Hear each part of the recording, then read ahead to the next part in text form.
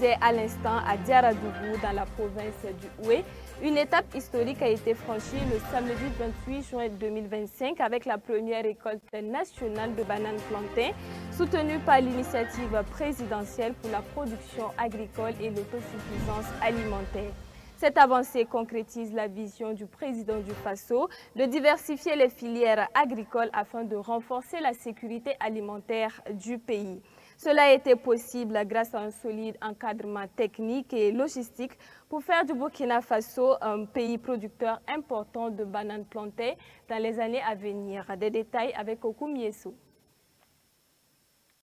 L'initiative présidentielle pour la production agricole et l'autosuffisance alimentaire au Burkina Faso, portée par le président du Faso, le capitaine Ibrahim Traoré, vise à faire du secteur agricole un pilier de la souveraineté alimentaire du pays.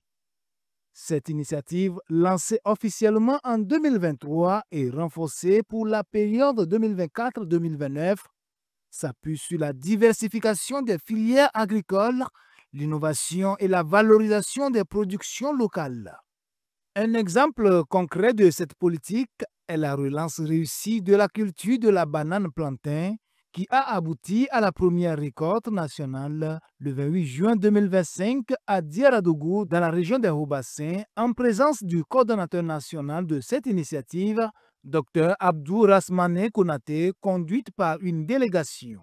Cette production locale permet désormais de consommer de l'aloco 100% burkinabé, symbole fort de la volonté présidentielle de réduire la dépendance alimentaire extérieure. La banane plantain se produit très bien ici, mais à un certain moment, c'était dû au fait que la banane plantain qui venait de la Côte d'Ivoire coûtait beaucoup moins cher que celle d'ici.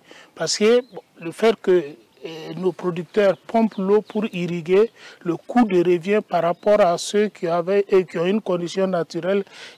Mais avec cette relance, nous allons, et les densités sont également, et le rendement à l'hectare qui atteint 40 à 55 tonnes, ils peuvent facilement combler et avoir une plus-value sur leur production.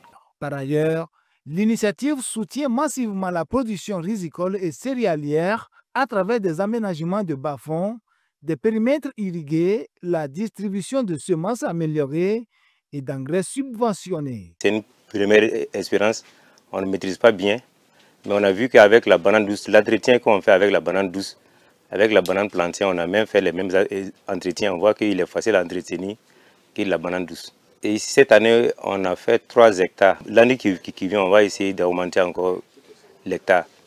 En tout cas, c'est une très bonne initiative. L'objectif est clair, atteindre l'autosuffisance alimentaire durable en valorisant les ressources nationales et en soutenant les producteurs locaux. Ainsi, l'initiative présidentielle pour la production agricole et l'autosuffisance alimentaire traduit une vision stratégique ambitieuse pour garantir la sécurité alimentaire du Burkina Faso en misant sur la production locale, la diversification et l'innovation agricole.